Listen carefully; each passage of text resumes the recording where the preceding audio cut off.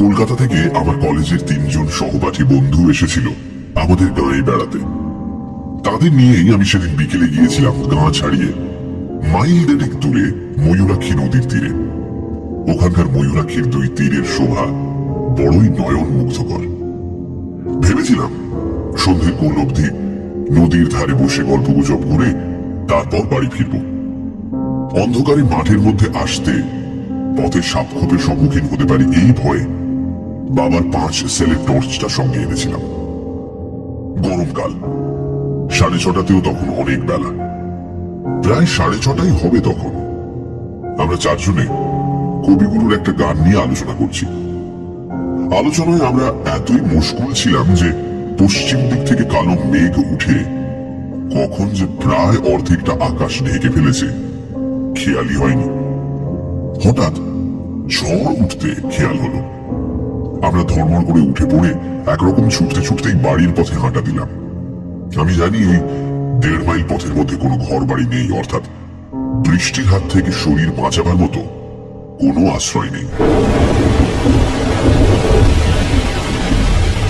বরাত বন্ধ। 5-7 মিনিটের মধ্যেই দৈত্যের মতো কালো মেঘটা সারা আকাশ ছেয়ে ফেলল এবং মুষলধারে বৃষ্টি নামল। সেই সঙ্গে ঝড়ের সে কি বেগ! প্রাণপণে ছুটতে লাগলাম আমরা 4 জন। ছুটতে ছুটতেই আমার খেয়াল হয়ে গেল যে আরেকটু এগুলি আমাদের ডান পাশে পড়বে একটা পুরো কালী মন্দির। সেখানে গিয়ে উঠে ঝড় বৃষ্টির হাত থেকে বাঁচা যেতে পারে। কিন্তু সন্ধ্যের পর ওই মন্দিরের ধারে কাছে কেউ ঘেঁষে না। আমারও মন চাইছিল না ওদিকে যাওয়ার। গাঁয়ের অন্য সকলের মতো ওই মন্দিরের প্রতি আমার মনেও ভয় আছে। অবশ্য ভয়ের কোনো কারণ আজ পর্যন্ত কিছু ঘটেনি কারো ক্ষেত্রে। ভয়টা কেবল সংস্কার বসে। তবু আমি যদি একা থাকতাম তাহলে হয়তো একা থাকার জন্যই ওই মন্দিরে যেতে ভয় পেতাম। কিন্তু আমরা রয়েছি 4 জন, সঙ্গে 5 সেলের টর্চ। অযথা ভয় পাওয়ার কোনো কথাই নয়। তাই মনে সাহস পেয়ে আমি বন্ধুদের নিয়ে ভিজে গোবর হয়ে ওই বড় মন্দিরটার চাতালে গিয়ে উঠলাম। বেশ বড়সড় মন্দির। মন্দিরের 2 পাশে ও পেছনে আরো খানচারেক ঘর আছে। এই মন্দির ছিল একজন তান্ত্রিকের। ঘরগুলির মধ্যে একটাতে নাকি মায়ের ভোগ রান্না হতো। অন্য ঘরগুলিতে চেলা চামুন্ডাদের নিয়ে তান্ত্রিক বাস করত। মন্দির ও ঘরগুলির কিছু কিছু অংশ এখন ভেঙে পড়েছে। দেওয়ালে ছাদে গাছপালা গজিয়েছে। মন্দির প্রাঙ্গণ লতা গুল্মের ঝোপে ঝাড়ে আবৃত। এমন মুষলধারে বৃষ্টি না নামলে আমি কখনোই এই বড় মন্দিরে আশ্রয় নিতাম না। এখন মাত্র সন্ধে রাত, কিন্তু জায়গাটার পারিপার্শ্বিক পরিস্থিতি দেখে মনে হচ্ছে যেন মাঝরাত। বন্ধু শ্যামল বলল, আচ্ছা জায়গায় আমাদের নিয়ে এলি বটে, সাপে কোপে কামড়াবে না তো আবার? আমি টর্চটা জেলে চারিদিক দেখে নিয়ে বললাম, দেখে তো সেরকমই মনে হচ্ছে। কি করবো ভাই, যা বৃষ্টি নামলো। বাড়ি যে এখনো অনেক দূরে, আর এই বৃষ্টিতে এতখানি রাস্তা ভিজলে সবাইকেই কিন্তু জোরে পড়তে হবে। আরেক বন্ধু রতন বলল, সে কথা সত্যি। কি মন্দির ছিল রে এটা? দেখে তো মনে হচ্ছে এককালে খুব জাঁকজমক করে পুজো হচ্ছে হতো এখানে। হ্যাঁ, মারাত্মক রকমের জাঁকজমক সহকারী এখানে কালী প্রতিমার পুজো হতো শুনেছি। সে জাঁকজমক এতই মারাত্মক ছিল যে কোনো লোক পুজো দেখা তো দূরের কথা, কোনোদিন প্রতিমা দেখতেও এখানে আসতো না। এই কথা শুনে শ্যামল, রতন ও অজয় সবিস্ময়ে জিজ্ঞাসু চোখে আমার দিকে তাকালো। আমি বললাম, শোন তবে এই মন্দিরের ইতিহাস, যেটুকু আমি জানি। আমার ঠাকুরদার বয়স যখন ছিল 24-25, সেই সময় এই মন্দিরে কালী সাধনা করত একজন তান্ত্রিক কাপালিক। শুনেছি সেই কাপালিকের চেহারা এতই ভয়ঙ্কর ছিল যে কোনো সাধারণ মানুষ তার ধারে কাছে যেত না। 7-8 জন চেলা ছিল তার, তাদের চেহারাও ছিল ভয়ঙ্কর। ওই যে বেদিটা দেখছিস, ওই বেদির ওপর থাকতো কালী মূর্তি। তখন কেউই জানতো না যে ওই মূর্তিটা নকল কি আসল। অর্থাৎ নিচেকার একটা গোপন কক্ষে মন্দিরের পিছন দিকে একখানা ঘর আছে। সেই ঘরের মেঝের মধ্যে দিয়ে নিচেকার ঘরে যাওয়ার সিঁড়ি আছে। এই ব্যাপারটা আকস্মিকভাবে টের পেয়ে যায় আমাদেরই গাঁয়ের একদল ছেলে। দলে তারা 6 জন ছিল। সেদিন তারা গিয়েছিল পাশের গাঁয়ে এক বউ ভাতের নিমন্ত্রণ খেতে। খেয়ে দিয়ে যখন তারা ফিরছিল, রাত তখন 11টা। আমরা আজ যে কারণে মন্দিরে এসে ঢুকলাম, সেদিন তারাও ঠিক একই কারণে এই মন্দিরে আশ্রয় নিতে বাধ্য হয়েছিল। আজকের মতো সেদিন রাতেও এমনই মুষলধারে বৃষ্টি নেমেছিল। তারা এই মন্দির চাতালে উঠে দেখে প্রতিমার দরজা বন্ধ, মানুষের কোনো সাড়া শব্দ পাওয়া যাচ্ছে না। তারা ভাবলো কাপালিক ও তার চেলা চামুন্ডারা সবাই বোধহয় ঘুমিয়ে পড়েছে। এমন সময় তাদের কানে পৌঁছয় পুজোর ঘন্টার ধ্বনি। কিন্তু ঘন্টার যে আওয়াজ তাদের কানে আসছিল, সে আওয়াজটা ছিল খুব চাপা, ক্ষীণ। প্রথমে তাদের মনে হয়েছিল খানিকটা দূর থেকে বোধহয় আওয়াজটা আসছে, তাই এমন চাপা মনে হচ্ছে। তারপরেই তাদের খেয়াল হলো যে এই মন্দিরের চারিপাশের প্রায় মাইল খানেক জায়গার মধ্যে কোনো বাড়িঘর, লোক বসতি নেই। তবে ওই ঘন্টার শব্দ, তাহলে নিশ্চয়ই এই মন্দিরের মধ্যেই অন্য কোনো ঘরে পুজো হচ্ছে। এই কথা মনে হতেই ওই 6 জন ছেলে উঠে দাঁড়ালো। ওদের মধ্যে 3 জনের টর্চ ছিল। একজন বলল, এই চল তো, ভেতর দেখতে পাচ্ছি পিছনে ঘুরে দেখে আসি কোথায় কি পুজো হচ্ছে। যতগুলো ঘর ওই মন্দিরের ভেতরে ছিল, সব ঘরের দরজাই তারা বন্ধ দেখল। ছেলেরা প্রত্যেকটি দরজার গায়ে কান দিয়ে বুঝল এইসব ঘরের মধ্যে কোনো আওয়াজ নেই। তবে ঘন্টার শব্দ আসছে কোথা থেকে? তারপর তারা মন্দিরের পেছন দিকে যেতেই তাদের মনে হলো ঘন্টার আওয়াজটা এখানে স্পষ্ট। টর্চের আলোয় দেখল সেখানে একটা ঘর রয়েছে এবং ঘরের দরজাটাও আধ খোলা অবস্থায়। ছেলেরা এবার আরো হুঁশিয়ার হলো। ঘরটার মধ্যে কোনো লোকজন থাকতে পারে বলে তাদের মনে সন্দেহ হওয়ায় তারা অন্ধকারের মধ্যে গা মিশিয়ে নিশ্চুপে অনেকক্ষণ অপেক্ষা করল। কিন্তু ওই ঘরটাও জনশূন্য রয়েছে। এ ব্যাপারে শেষ পর্যন্ত নিশ্চিন্ত হয়ে তারা সকলে ধীরে ধীরে ওই কক্ষে প্রবেশ করল। ভেতরে কি আছে এটাই তারা দেখতে চায়। কিন্তু ঘরটার মধ্যে ঢুকতেই ঘন্টার শব্দ আরো স্পষ্ট হয়ে উঠল। এবার তারা বুঝল ওই ঘরের মধ্যে ঘন্টার ধ্বনির রহস্য লুকিয়ে আছে। টর্চের আলোয় তারা ঘরের মেঝেতে একটা বিরাট চৌকো ভারী লোহার পাত দেখতে পেল। লোহার পাতটা দেখে তাদের মনে কেমন যেন সন্দেহ জাগল। খুব সন্তর্পণে পাতটার দিকে এগিয়ে একজন সেটা টেনে সরাবার চেষ্টা করল, কিন্তু সেটা এত ভারী একজনের পক্ষে টেনে সরানো সম্ভব নয়। তখন তারা করল কি, 4 জনে ধরে সেটাকে এমন সাবধানে টানতে লাগলো যাতে কোনো রকম শব্দ না হয়। খানিকটা টানতেই একটা গর্তের মুখ তারা দেখতে পেল এবং সেই ঘন্টার শব্দ একেবারে স্পষ্ট হয়ে উঠল। বুঝল এই ঘরের নিচেকার কোনো চোরা কুঠুরিতে ঘন্টা বাজছে এবং সেই ঘরে যাওয়ার এটাই হলো গুপ্তদ্বার। ছেলেরা রহস্যের গন্ধ পেল। এমন গুপ্ত কক্ষে পুজো আচ্ছা করার কারণ কি? নিগুড় কারণে নিশ্চয় কিছু একটা আছে, এবং সে কারণ জানবার জন্য তাদের সকলকার ডান পিঠে মন আনচান করে উঠল। তারা সেই লোহার পাতটাকে আরো খানিকটা সরিয়ে গুপ্তদ্বার সম্পূর্ণ উন্মুক্ত করে ফেলল। তাদের নজরে পড়ল কয়েক ধাপ সিঁড়ি সোজা নিচের দিকে নেমে গিয়ে ডান দিকে বেঁকে গেছে। গুপ্ত কক্ষে যে আলো জ্বলছে তারই আলোয় আলোকিত হয়ে আছে সিঁড়ির বাঁকের মুখটা। ফলে সমস্ত সিঁড়িটাই মোটামুটি ভাবে দেখতে পাওয়া যাচ্ছে।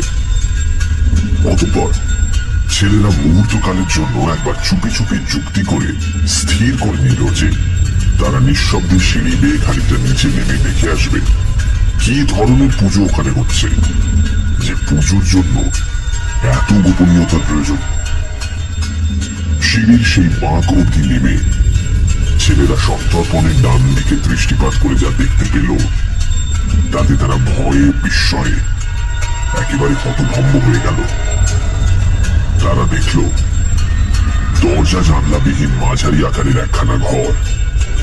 ঘরখানার এক পাশে হাত তিনেক লম্বা এক কালী প্রতিমার সামনে একজন ভয়ঙ্কর দর্শক তান্ত্রিক কামালিক পুজোয় মগ্ন। তার আশেপাশে কয়েকজন চেলা চামড়ে দাঁড়িয়ে রয়েছে। তাদের মধ্যে দুজন একটি 10-12 বছরের বালককে ধরে আছে, আর একজনের হাতে রয়েছে একটি তীক্ষ্ণ ধার খড়গ। এছাড়া ঘরখানার একটি কোণে জড় করা ছিল কয়েকটি সুতীক্ষ্ণ বর্ষা এবং আরো গোটা চারেক খড়গ। ছেলেরা বুঝল এই মন্দিরের আসল পুজো এখানেই হয় এবং নরবলি পর্যন্ত হয়ে থাকে। ইতিমধ্যে কাপালিক পুজো শেষ করে আসন ছেড়ে উঠে দাঁড়ালো এবং ঘাতকের দিকে চেয়ে ইশারায় বলির নির্দেশ দিল। ইশারা পেয়ে ঘাতক খানাটাকে শক্ত করে বাগিয়ে ধরল, আর সেই চেলা দুজন বালকটিকে নিয়ে এগিয়ে গেল প্রতিমার সামনে। এর পরের অমানসিক মর্মান্তিক দৃশ্যটি দেখবার জন্য গাঁয়ের সেই ছেলেরা আর সেখানে অপেক্ষা করেনি। কোন সুস্থ মানুষের পক্ষেই এই দৃশ্য দাঁড়িয়ে দেখা সম্ভব নয়। ওই অসহায় বালকটিকে বাঁচাবার জন্য সে সময় ছেলেগুলোর মনে প্রচন্ড একটা উত্তেজনা জেগে উঠেছিল বটে, কিন্তু তারা বুঝেছিল যে বাধা দিতে গেলে ওই সশস্ত্র দুর্ধর্ষ কাপালিকগণের হাতে তাদের মৃত্যুবরণ করতেই হবে।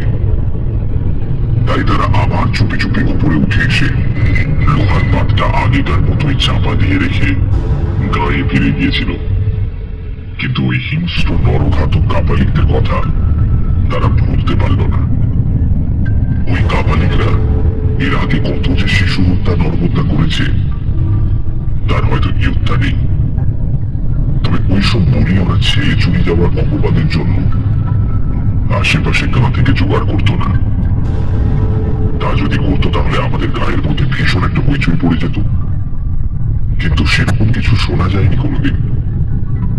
তার মানে ওরা নিশ্চয়ই কোনো দূর দেশ থেকে বলি জোগাড় করত। যাই হোক, ভবিষ্যতে আর যাতে তারা কোনো মানুষ খুন করতে না পারে ছেলেরা তার যথাযথ প্রতিকার করবার জন্য বদ্ধপরিকর হয়ে উঠল। নির্জনে অনেকক্ষণ ধরে যুক্তি করে তারা স্থির করল যে ওই কাপালিক ও তার চেলাদের সকলকে তারা হত্যা করবে, এবং কিভাবে হত্যা করবে তারও একটা সাংঘাতিক উপায় স্থির করে ফেলল। দিন 6-7 পরই একদিন রাত 10টা নাগাদ তারা আবার এই মন্দিরে চলে এলো। তাদের সঙ্গে বড় বড় টিনের 2টি পেট্রোল। এসব ব্যাপার তখন পর্যন্ত তারা গায়ের কোনো লোককে জানায়নি। জানিয়েছিল কাপালিকদের হত্যা করার পরে। মন্দিরের কাছে বড় একটা ঝোপের আড়ালে লুকিয়ে অনেকক্ষণ পর্যন্ত তারা মন্দিরটার দিকে তীক্ষ্ণ দৃষ্টি রেখেও কোন জনমনীষীর সাড়া পেল না। তখন তারা নিঃশব্দে মন্দিরের চাতালে গিয়ে উঠল। তারপর পিছন দিকের সেই ঘরখানার কাছে যেতেই তাদের কানে ঘন্টার চাপা আওয়াজ ভেসে এলো। এতক্ষণে তারা নিশ্চিন্ত হতে পারল, যাক, পুজো হচ্ছে এবং কাপালিকেরা তাহলে এই পুজোর ঘরেই আছে। অতঃপর তারা এসে হাজির হলো সেই গুপ্ত দ্বারের কাছে। তাদের এর পরের কার্যকলাপ অত্যন্ত ক্ষিপ্রতার সঙ্গে শেষ হলো। একজন একটু তফাতে সরে গিয়ে দেশলাইয়ের কাঠি জেলে একটা কাগজ ধরালো। আরেকদিকে অন্য ছেলেরা লোহার পাতটা সরিয়ে ফেলে সেই গুপ্ত গহ্বরের মধ্যে 2 টিন পেট্রোল পুরোটাই ঢেলে দিল। তারপর সেই জ্বলন্ত কাগজের টুকরোটা ভেতরে ফেলে দিতেই তপ করে গহ্বরের মধ্যে আগুন জ্বলে উঠল।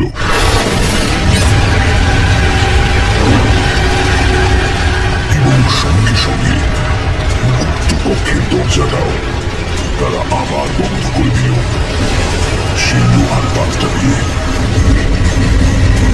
ততক্ষণে গুপ্ত কক্ষের মধ্যে কাপালিকদের বিভৎস অন্তিম চিৎকার শুরু হয়ে গেছে। কিন্তু সেই চিৎকার অতি অপকারের মধ্যেই থেমে গেল। প্রচন্ড নিস্তব্ধতা নেমে এলো। তারপর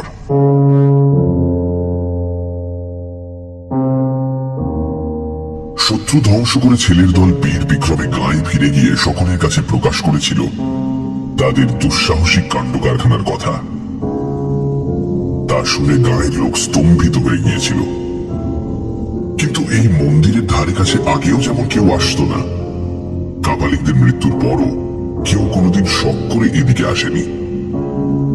সেদিন সেই ছেলেরা যেমন এসেছিল, আমরা আজ যেমন এলাম, তেমনি নিতান্ত দায়ে পড়ে হয়তো কেউ কদাচিৎ এদিকে এসে থাকতে পারে।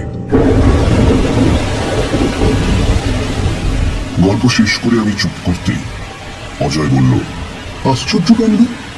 অন্য দুজন বন্ধু চুপ। হঠাৎ ভয়ে আমার সারা দেহ কেঁপে উঠল। সারাটা শরীর কুঁকড়ে গেল আমার।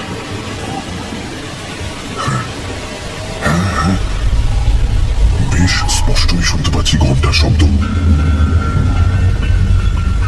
যদিও খুব চাপা, তবু সাংঘাতিক রকমের স্পষ্ট যেন। সেই বহুকাল আগেও যেমন ছিল, এখনো তেমনি এই মন্দিরের চারিপাশে প্রায় মাইল খানিক জায়গার মধ্যে কোনো ঘর বাড়ি নেই। তবে তবে কোত্থেকে আসছে এই ঘন্টার শব্দ? সে গোপন কক্ষে আবার কি নতুন কোন কাপালিক আশ্রয় নিয়েছে?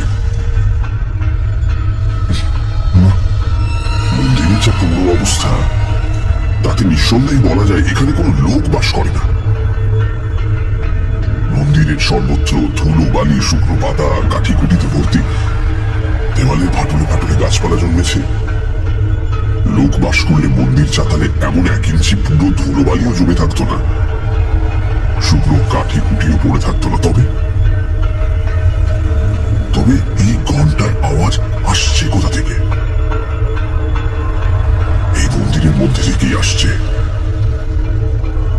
তাছাড়া আবার কোথা থেকে আসবে? শ্যামল, অজয় আর রতন এদের কানেও পৌঁছেছে ঘন্টার শব্দ। অজয় 2 ভুরু কুঁচকে সন্দিগ্ধ কণ্ঠে বলল, ঘন্টার আওয়াজ আসছে না? আমি বললাম, সেই অন্ধকারের মধ্যেও দেখতে পেলাম অপর বন্ধু জল জলের চোখে আমার মুখের দিকে তাকিয়ে আছে। অজয় হচ্ছে 1 নম্বরের ডান পিঠে ছেলে, অত্যন্ত সাহসী। সে আমাকে জিজ্ঞেস করলো, এই ঘন্টার আওয়াজ কোত্থেকে আসছে বলে মনে হয় তোর? আগে তো কাছাকাছি কোনো ঘর বাড়ি ছিল না শুনলাম। এখন? না, এখনো তেমনই। মাইল খানেকের মতো বাড়ি ঘর কিচ্ছু নেই। তাহলে? কিছুক্ষণ ভাবলো অজয়, তারপর আবার বলল, তাহলে কি আবার কেউ সেই ঘরে ঠাকুর প্রতিষ্ঠা করে পুজো করছে? ওসব দেখে শুনে তো মনে হচ্ছে না 20 বছরের মধ্যে এখানে কোনো লোক বাস করেছে বলে। যাই হোক, ব্যাপারটা না দেখে ছাড়ছি না। আওয়াজ শুনে তো মনে হচ্ছে এই মন্দিরের মধ্যে থেকে আওয়াজটা আসছে।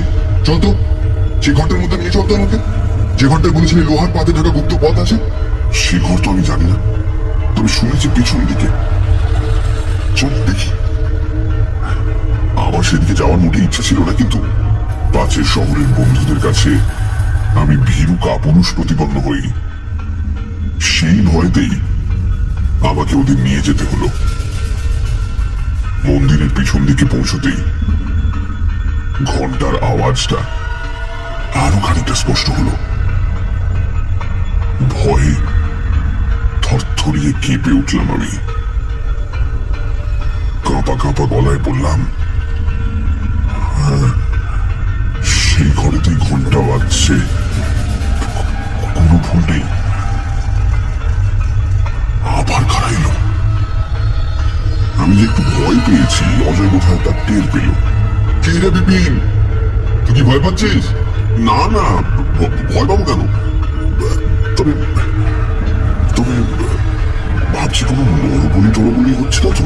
দেখা যাক না কি হচ্ছে। আমি বুঝতে পারলাম রতন বা শ্যামলেরও এসব ব্যাপারে উৎসাহের অভাব রয়েছে। ওরা দুজনও কেমন যেন নিয়ে রয়েছে। আমার মতোই অবস্থা আর কি। ভীতু কাপুরুষ প্রতিপন্ন হতে চায় না বলেই নিরুত্তরে এগিয়ে চলেছে। অজয় আমার কাছ থেকে আগে টর্চ টানিয়েছিল। টর্চের আলোয় দুই পাশ দেখতে দেখতে সে এগিয়ে চলেছিল। যে কটা ঘর দেখলাম, কোনো ঘরেরই দরজা জানলা নেই। সব মিলিয়ে নষ্ট করেছে আর ভেঙে চুরে পড়েছে। চারিদিকে ধুলোবালি, নোংরা। এখানে কোনো লোকের যাওয়া আসা থাকলে এই পুরো ধুলোর উপর পায়ের দাগ নিশ্চয়ই থাকতো, কিন্তু না, কোনো পায়ের দাগ নেই। এমনকি কোনো জন্তু জানোয়ারের পর্যন্ত না। শুধু আমরাই কজন সুস্পষ্ট পদচিহ্ন ফেলে এগিয়ে চলেছি।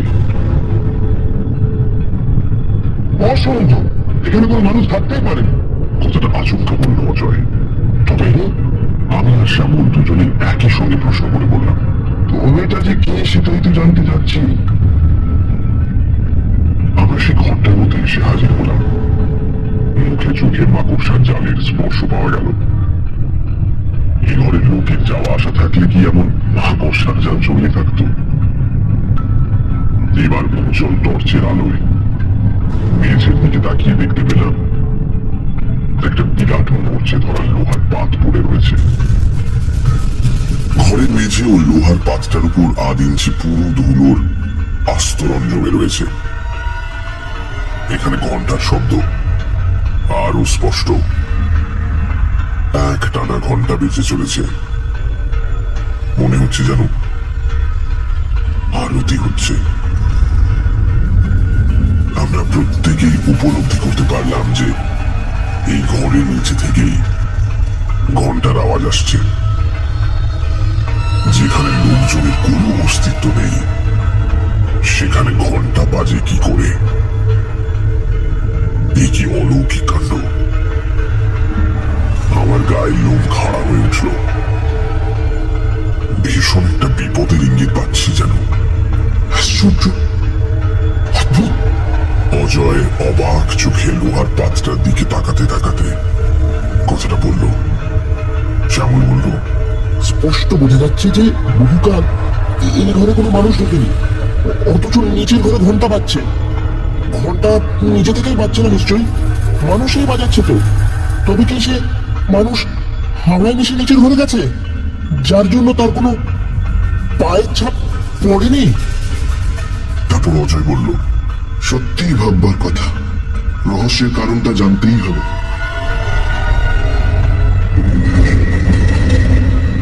এবার আমরা সকলে মিলে লোহাটা টেনে সরাতেই গুপ্ত পথ নজরে পড়ল।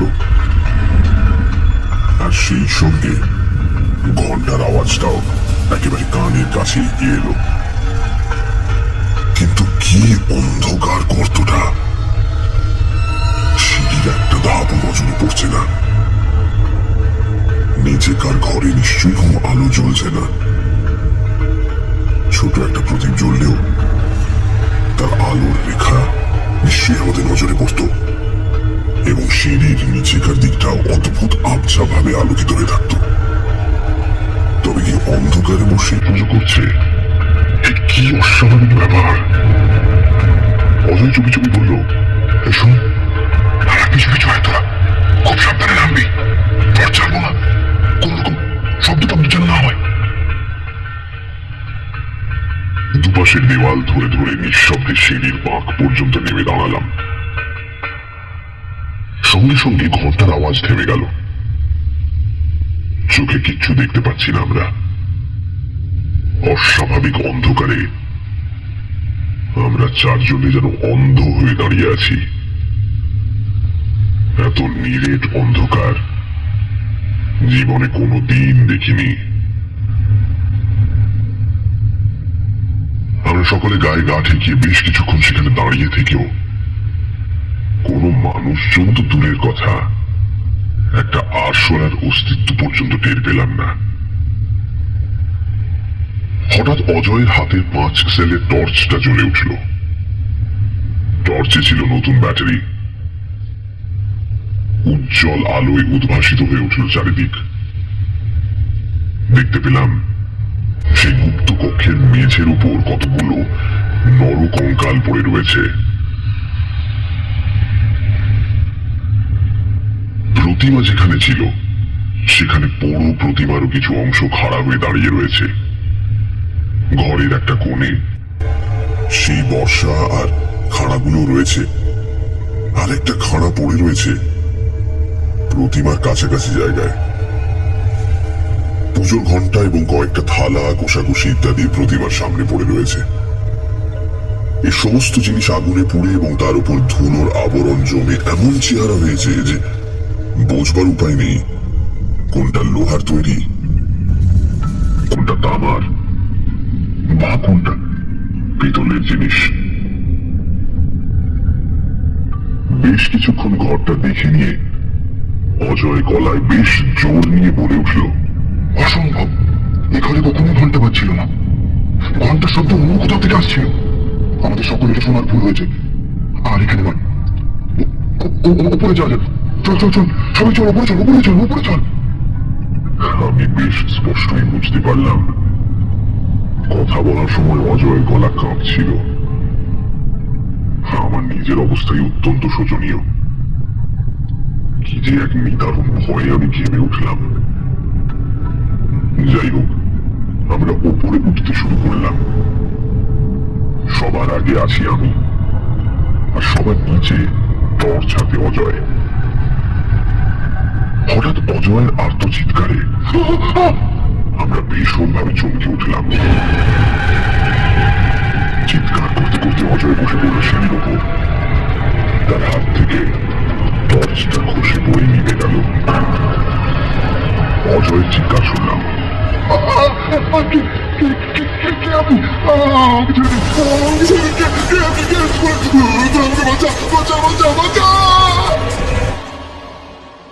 তারপরে চুপ। আমরা হুড়মুড় করে নেমে গেলাম অজয়ের কাছে। টর্চটা কোথায় পড়েছে কে জানে। আমরা তো সেই অন্ধকারের মধ্যেই অজয়কে ধরাধরি করে কোনো রকমে নিয়ে এলাম ওপরে। বুঝলাম অজয়ের জ্ঞান নেই। তারপর কিভাবে কত কষ্ট করে যে অচৈতন্য অজয়কে নিয়ে সে রাতে বাড়ি পৌঁছেছিলাম সেই কথা এখানে না বললেও চলবে।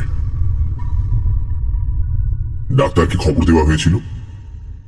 তিনি দেখে শুনে ওষুধ দিয়ে বলেছিলেন, মনে হচ্ছে ভয়ঙ্কর কিছু একটা দেখে ভয়ে জ্ঞান হারিয়েছে।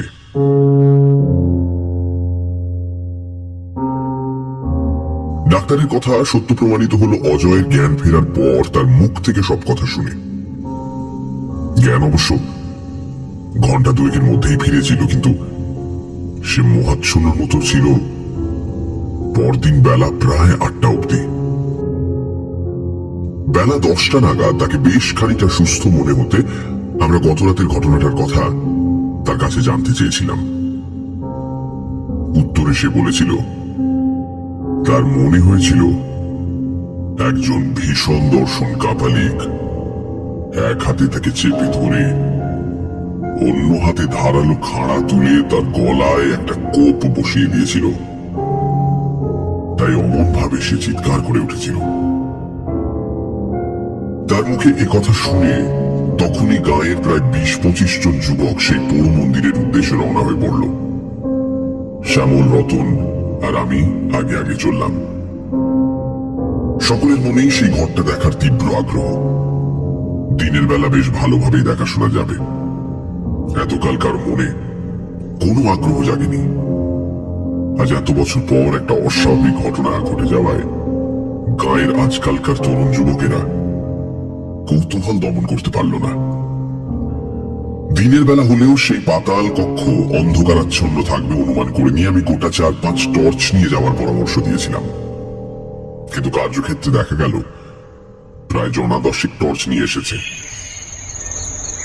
গুপ্তদ্বারের সামনে এসে দেখা গেল সত্যি ভেতরটা বেশ অন্ধকার। যাই হোক, আমরা টর্চগুলো জেলে একে একে নামতে লাগলাম নিচে।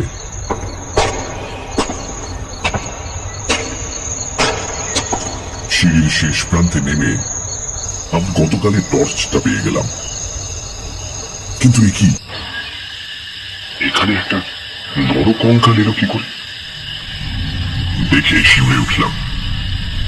বেশ মনে আছে, এখানে সিঁড়ির গোড়ায় তো কোনো কঙ্কাল ছিল না। কঙ্কালগুলো তো সবই দেখেছিলাম ঘরের মেঝের উপর এদিক ওদিক পড়েছিল।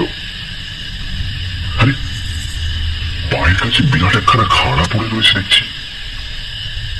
কঙ্কাল, খাড়া, না, কখনো না, এসব তো মোটেই এখানে ছিল না। ঘরের মেঝের দিকে তাকিয়ে দেখি প্রতিমার কাছে যে খাড়াটা পড়েছিল সেটাও তো সেখানে নেই। সবগুলো টর্চের আলোয় ঘরখানা প্রায় সাদা হয়ে গেছে। অন্য সকলে অবাক চোখে ঘরের মধ্যে যা যা রয়েছে সেসব লক্ষ্য করছে, কিন্তু আমার নজরে যা পড়ছে তা আশ্চর্য, অতি আশ্চর্য, একেবারে অলৌকিক ব্যাপার। প্রতিমার কাছে যে খাড়াটা পড়েছিল সেখানে খাড়াটা নেই বটে, কিন্তু সেই জায়গায় খাড়ার ছাপটা জ্বলজ্বল করে যেন জ্বলছে। বহুকাল ধরে ঘরের মেঝে ও জিনিসপত্রের উপর বেশ পুরো একটা ধুলোর আস্তরণ জমেছিল, কাজেই সেখান থেকে খাড়াটা উঠে আসার জন্যই অমন সুস্পষ্ট ছাপটা দেখা যাচ্ছে। আর ওখানকার ওই খাড়াটাই যে এখানে এসে পড়েছে এই বিষয়ে আমার মনে কোনো রকম সন্দেহ রইল না। শুধু খাড়াটাই নয়, ওই একই রহস্যজনক উপায়ে কঙ্কালটাও যে ঘরের মেঝে থেকে উঠে এসেছে এখানে, সে বিষয়েও আমার মনে স্থির বিশ্বাস জন্মালো। কিন্তু এই অলৌকিক কাণ্ড কারখানার মূলে কোন অলৌকিক রহস্য যে অন্তর্নিহিত রয়েছে তার মীমাংসায় পৌঁছানোর মতো বুদ্ধিবৃত্তি আমার অন্তত নেই। অত লোকজনের মধ্যে থেকেও কি যেন একটা দারুণ ভয়ে আমার সারা দেহ শক্ত কাঠ হয়ে গেল।